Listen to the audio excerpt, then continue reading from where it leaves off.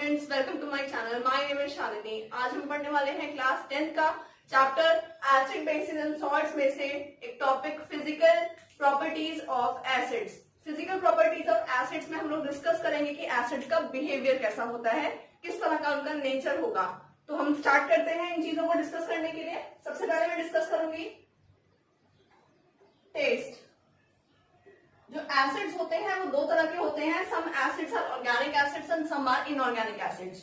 जो organic acids होते हैं वो एडिबल होते हैं और नेचर में मिलते हैं हमें, इसलिए उनको खाया जा सकता है। लाइक आपको एग्जांपल्स पता है, पिछली वीडियो में हमने वो डिस्कस कर लिया था कि एसिड्स लाइक हमारे विनेगर के अंदर एसिड होता है, हमारे लेमन के अंदर, ऑरेंज के अंदर एसिड होते हैं, मिल्क में भी एसिड होता है, कर्ड में एसिड होता है।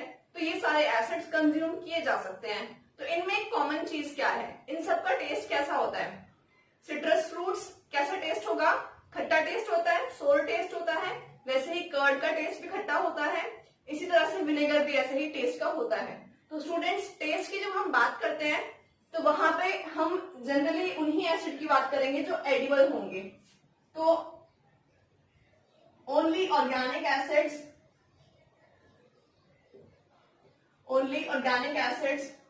which are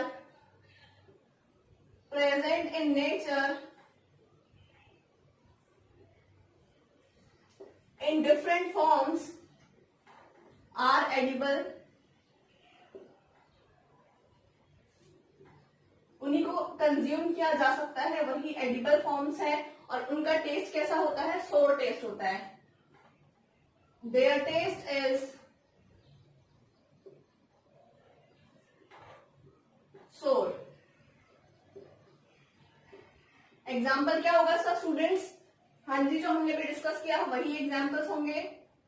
example, lactic acid in curd, curd के अंदर लैक्टिक एसिड होता है।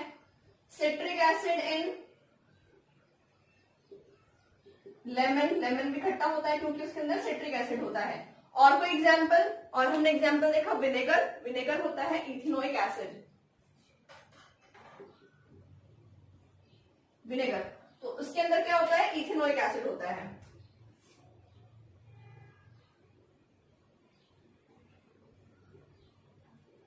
तो ये तीनों एसिड्स जो है ये सोर इन टेस्ट होते हैं, खट्टे होते हैं टेस्ट में। तो ये थी फर्स्ट प्रॉपर्टी।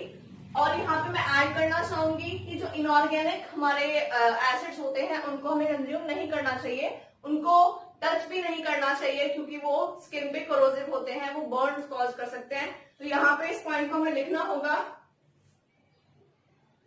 ये थे ऑर्गेनिक एसिड्स। हम बात करते हैं इनऑर्गेनिक एसिड्स की। Inorganic acids should not be touched or tasted। इनका हमें टेस्ट चेक नहीं करना चाहिए और इनको टच भी नहीं करना चाहिए। तो ये बात हो गई हमारे इनऑर्गेनिक एसिड्स की। ठीक है स्टूडेंट्स, अगली प्रॉपर्टी पर चलेंगे। अभी हमने डिस्कस किया है टेस्ट किसका? एसिड्स का। नेक्स्ट प्रॉपर्टी जो हम डिस्कस करने वाले हैं वो है इलेक्ट्रिक नेचर इनका कैसा है। क्या ये इलेक्ट्रोलाइट्स हैं या नहीं है? क्या ये इलेक्ट्रिसिटी को कंडक्ट करेंगे या नहीं करेंगे? तो स्टूडेंट्स, हम वही पॉइंट लिख लेते हैं। Second, electrical conductivity.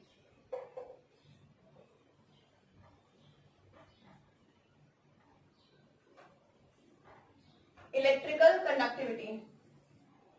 तो स्टूडेंट्स, एसिड्स जो होते हैं वो अच्छे कंडक्टर्स होते हैं। अगर वाटर में एसिड मिला दिया जाए 1-2 ड्रॉप या 3-4 ड्रॉप्स, उससे वाटर के अंदर कंडक्टिविटी आ जाती है। तो हमने ये पढ़ा था क्लास 10th के ही फर्स्ट चैप्टर जो था आपका केमिकल रिएक्शंस वाला चैप्टर, उसमें एक एक्टिविटी पढ़ी थी हमने, हाइड्रोलिसिस ऑफ वाटर। वाटर का ब्रेकेज हमने किया था, उसको डिवाइड किया था हाइड्रोजन गैस में, ऑक्सीजन गैस में। वहां पे डिस्टिल वाटर लिया गया था और डिस्टिल वाटर आपको पता है वो कंडक्टर नहीं होता है बिकॉज उसमें आयंस जनरेट नहीं होंगे। तो डिस्टिल वाटर के अंदर करंट को लाने के लिए हमें क्या करना पड़ेगा? हमें उसके अंदर कंडक्टिविटी बनानी पड़ेगी और जिसके लिए हमें 1-2 ड्रॉप H2SO4 उसके अंदर ऐड करना पड़ता है।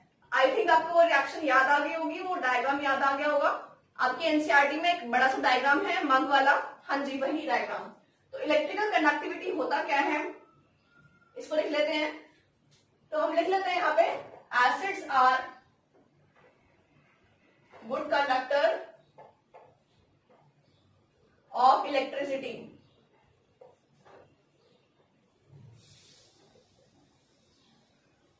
Acids are good conductor of electricity. They conduct electricity in molten or aqueous form. Molten का मतलब होता है या तो वो मेल्ट हो रखे होंगे तब वो कंडक्ट करेंगे या एक्वस होंगे। तो वैसे भी एसिड जो है वो एक्वस सॉल्यूशन में कंडक्ट करते हैं। ठीक है, तो हम यहां लिख लेते हैं they conduct in aqueous state. In aqueous state. तो स्टूडेंट्स यहाँ पे ये पॉइंट जो है वो नोट करने वाला है कि हम एक्वस स्टेट की बात कर रहे हैं। ठीक है, तो कंडक्टिविटी होगी इनके अंदर, और कैसे होगी, क्योंकि ये आयंस में डिवाइड हो जाते हैं। तो हम इस पॉइंट को लिख लेते हैं, why are the conductors. Reason क्या है इस बात का, क्या रीजन है? रीजन यही है कि they can dissociate into ions, और आयंस जब डिसोसिएट हो जाएंगे तो वो मूव कर सकेंगे, और मूव करने के साथ वो इलेक्ट्रिसिटी को कंडक्ट करते हैं। तो लिख लेते हैं इस पॉइंट को, acids release ions in aqueous medium, in aqueous medium, hence they conduct electricity. तो मैं एग्जांपल दे रही हूं आपको यहाँ पे, एक्वस मीडियम में ये आयंस को रिलीज करते हैं। कैसे आयंस रिलीज होंगे स्टूडेंट्स, वो देख लेते हैं हम लोग। तो HCl है, अगर इसको एक्वस कर दिया जाए, मैं ब्रैकेट में A क्यों लिख रही हूं, मतलब एक्वस मीडियम है, तो it will release H plus and Cl minus also aqueous लिख रही हूं यहाँ पे, मतलब कि वाटर में H प्लस और Cl माइनस प्रेजेंट है। ठीक है, तो ये आयंस जनरेट हो जाएंगे। इसी तरह से अगर हम बात करते हैं H2SO4 की, तो वो भी यही करेगा। यहाँ पे कितने हाइड्रोजन है, जो कितने हाइड्रोजन रिलीज होंगे स्टूडेंट्स, 2 हाइड्रोजन रिलीज होंगे। तो we can write here 2H plus aqueous, and साथ में कौन सा दूसरा एनायन रिलीज होगा, वो होगा SO4 2 माइनस, ये भी एक्वस है। इसका नाम है, ये है सल्फेट आयन। सल्फेट आयन यहाँ पे रिलीज हो रहा है, तो ये सफिशिएंट है इलेक्ट्रिसिटी को कंडक्ट करने के लिए। इस वजह से एसिड जो है वो अच्छे कंडक्टर्स होते हैं, और they are good conductors. Electrical conductivity इनमें होती है। तो हमने अभी ये डिस्कस किया कि इनका टेस्ट कैसा होता है, इलेक्ट्रिकल कंडक्टर्स कैसे होते हैं ये। अब हम डिस्कस करते हैं इनका कोरोसिव नेचर कैसा है, किस किस चीज पे कोरोसिव नेचर है इनका। तो स्टूडेंट्स, कोरोसिव नेचर का मतलब होता है जो कोरोजन कर दे या किसी सब्सटेंस की सरफेस को डिग्रेड करवा दे, उसकी सरफेस को खराब कर दे। तो कोरोजन यहाँ पॉसिबल है। एसिड्स जो मिनरल एसिड्स होते हैं वो कोरोसिव नेचर के होते हैं, और अगर आप उनको वुड की सरफेस पे डाल देते हो, मेटल की सरफेस हो, या क्लॉथ की सरफेस हो, या पेपर की सरफेस हो, या हमारी स्किन हो, इन सब की सरफेस को डैमेज कर सकता है। एसिड्स ऐसा कर सकते हैं। तो कोरोसिव नेचर हुआ इनका, इसलिए हमें इनको टच नहीं करना चाहिए, जैसा मैंने यहाँ पे लिखवाया था। तो इसमें हम एक लाइन लिख लेते हैं, acids are highly corrosive, and they can damage the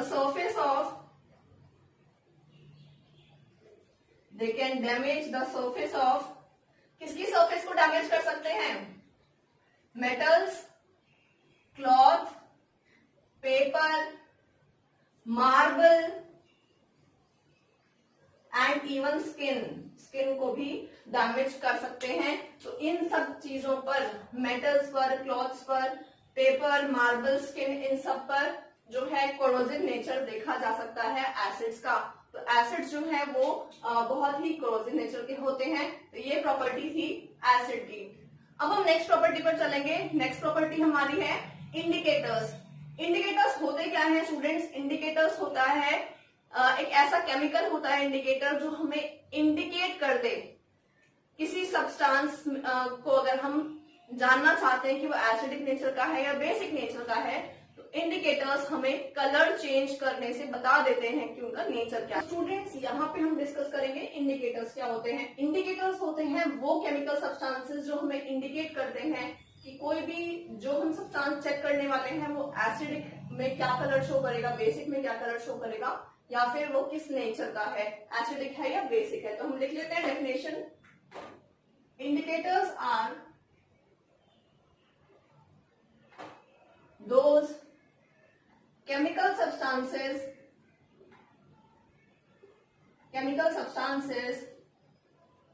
which indicate that the substance to be checked is acidic और बेसिक। तो ये हम चेक कर सकते हैं यहाँ पे कि हमारा जो इंडिकेटर है वो बता देगा कि जो सब्सटेंस हमें चेक करना है वो एसिडिक होगा या बेसिक होगा।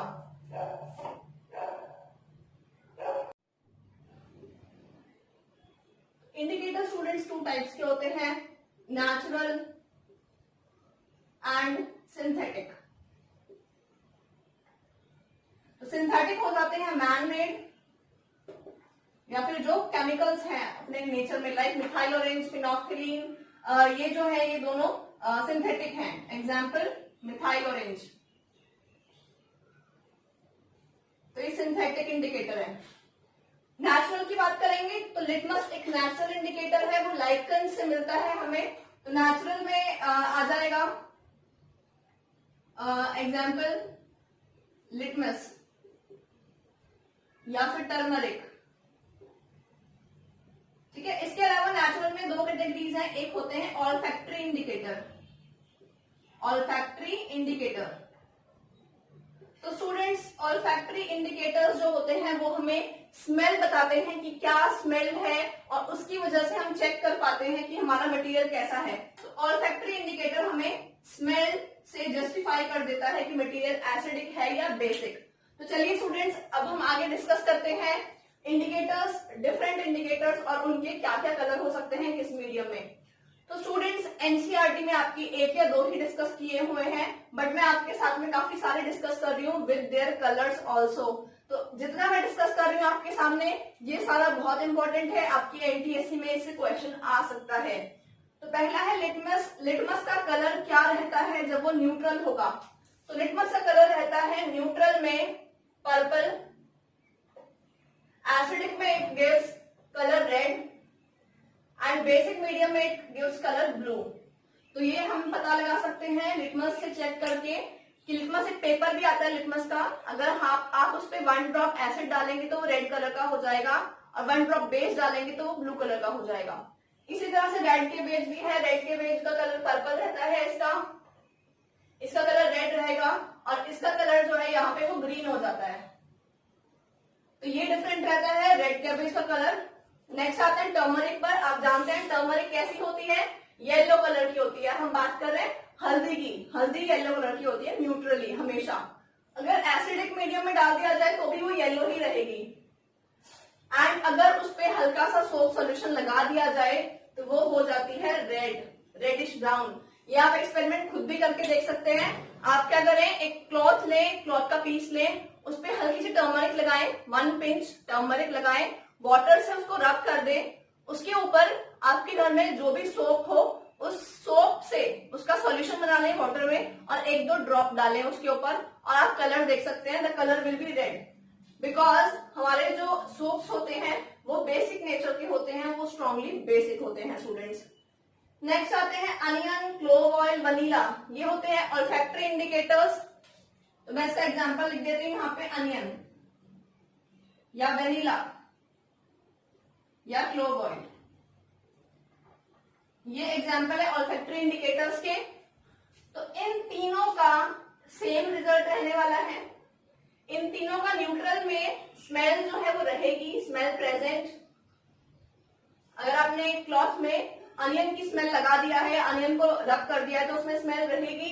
एसिडिक मीडियम अगर एसिड डाल दिए तो भी स्मेल रहेगी, स्मेल प्रेजेंट।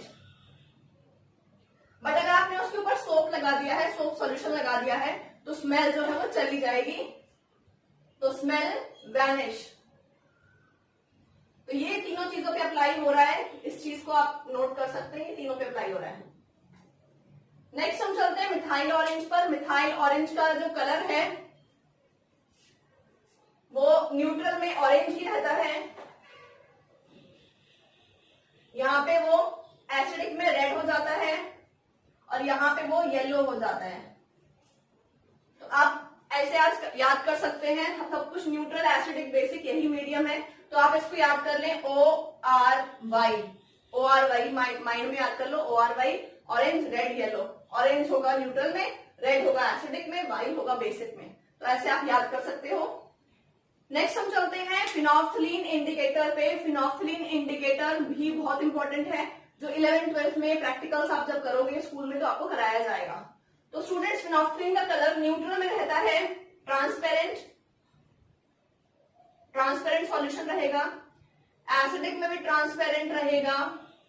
बट अगर उसमें बेसिक क्वांटिटी ज्यादा हो गई या बेस आप ऐड करते जा रहे हो और जब उसका पीएच बेसिक लेवल पे पहुंच जाएगा तो उसका कलर हो जाता है पिंक कलर आ जाएगा, तो पता लग जाएगा हमें कि बेसिक उसका पीएच शिफ्ट हो चुका है।